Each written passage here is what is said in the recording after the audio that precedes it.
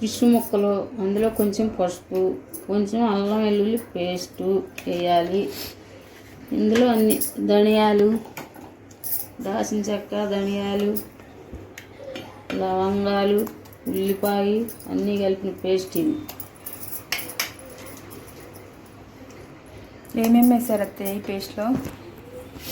ఉల్లిపాయలు, లవంగాలు, దాల్చిన చెక్క, ఒక యాలక్కాయ,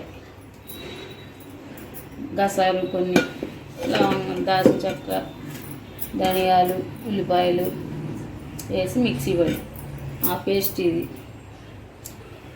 ఇందులో ఉప్పు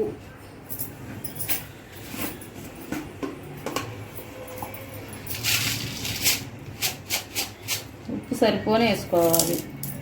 గల్లుప్పు గల్లుప్పు పులుసులో గల్లుప్పే బాగుంటుంది. సాల్ట్ వేస్తే తెలియదు అందరు బాగుందాం టేస్ట్గా. గల్లుప్పు, కారం,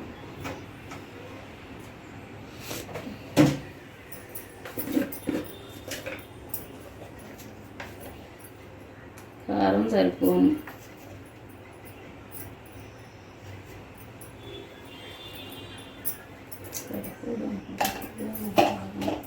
కారం, నూనె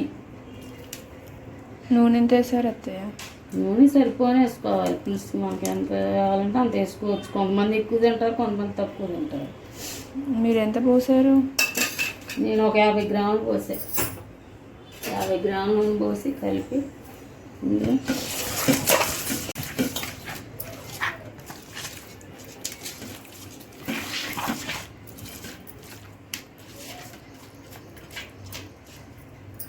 కలిపేసుకోవాలి.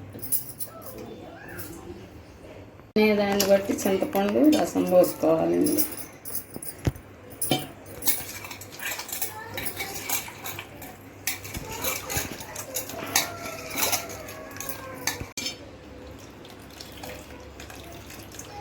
ఎంత పోస్తున్నారు అత్తయ్య చింతపండు పులుసు?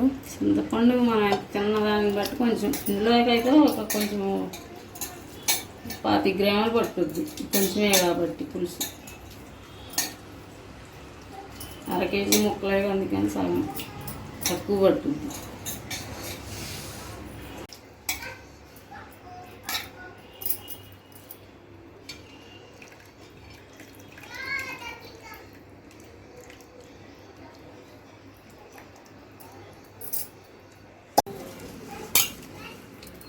నెక్స్ట్ ఏం చేయాలి అత్తయ్య దాన్ని?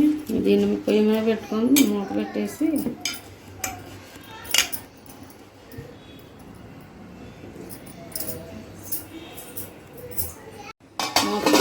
స్టవ్ ఆన్ చేసుకొని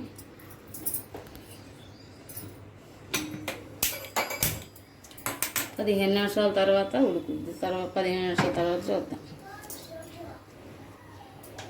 అయితే ఫుల్ ఫ్లేమ్లో పెట్టుకోవాలా? 15 మినిట్స్ సిమ్లో పెట్టుకోవాలా? ఫుల్గా పెట్టుకోవాలి. 10 నిమిషాలు, ఒక 5 నిమిషాల తర్వాత తగ్గించుకోవాలి.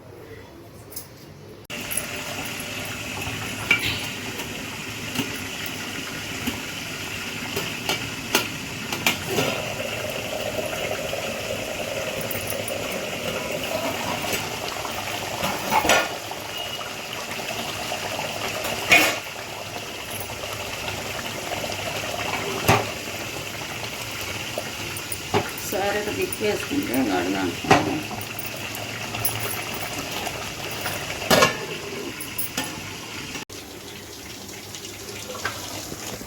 నాకు అయిపోయింది పులుసు. పులుసు తయారైంది. అయితే పేస్ట్ కొట్టవా? ఇవ్వండి.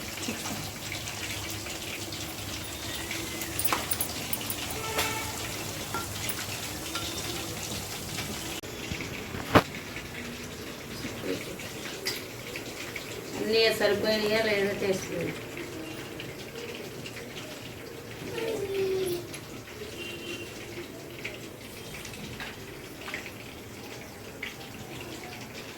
బాగుంది అత్తయ్య. సరిపోయినాయా?